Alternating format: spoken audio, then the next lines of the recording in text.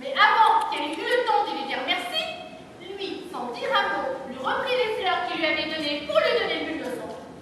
Et lui disant, je les reprends. Il lui dit au revoir en le reprenant, et s'éloigna, par-ci, par-là, par-là. Oh, charmant.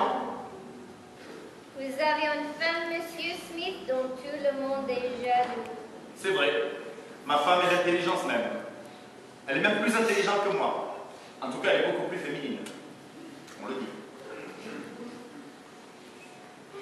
Une autre, capitaine. Ah non, il est trop tard. Dites quand même. Je suis trop fatigué. Nous ce service. Non. Je vous en prie. Non. Vous avez un cœur de glace. Nous sommes sur des champins. Je vous en supplie. Soir. Encore nous embêter. Zut. Dommage, j'ai été trop polie. Rue.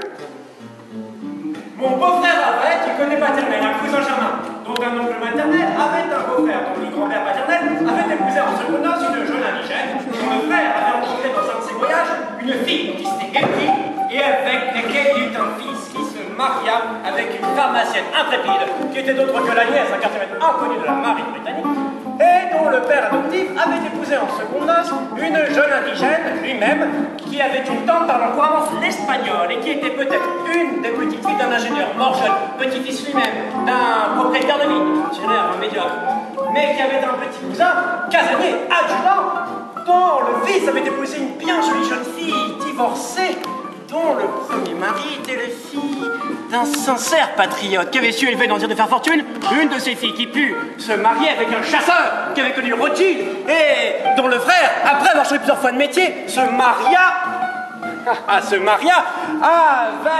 un autre chasseur qui celui-ci n'avait pas du tout connu Rothschild, mais soit dit en passant, s'était remarié avec un vitrier dont le frère, après avoir changé plusieurs fois de métier, lui aussi avait épousé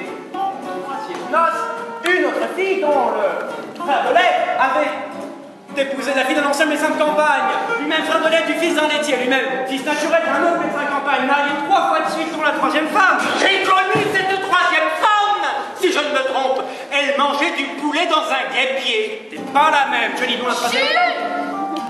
Oui, je dis, dont la 3e femme était la fille de la meilleure sage-femme de la région et qui est veuve de bonheur. Comme ma femme. J'étais remarié avec un vitrier. Qui avait fait la fille de gars, un enfant qui s'est fait à son chemin dans la ville. Son chemin de fer. Jean Mocarte, qui avait épousé une marchande de 9 saisons, dont le frère avait un père, mère d'une petite ville, qui avait épousé une institutrice blonde, dont le cousin pêcheur à la ligne morte. avait épousé une autre institutrice blonde, nommée Lucie Marie, dont le frère s'était marié une autre Marie, toujours institutrice blonde. Si elle est blonde, elle doit peut-être que Marie. Dont le grand-père avait été élevé au Canada par une vieille femme, dont la tante était la nièce d'un curé, et dont la grand-mère attrapait parfois, en hiver, pas comme tout le monde, un rhume. Curieuse histoire. Presque incroyable, hein. Quand on s'enrhume, il faut prendre des rubans. C'est une précaution inutile mais absolument nécessaire. Excusez-moi, monsieur le capitaine. Je n'ai pas très bien compris votre histoire. À la fin, on arrive à la grand-mère du pêtre ou son pêtre. Toujours on s'empêtre entre les pattes du prêtre. Monsieur le capitaine.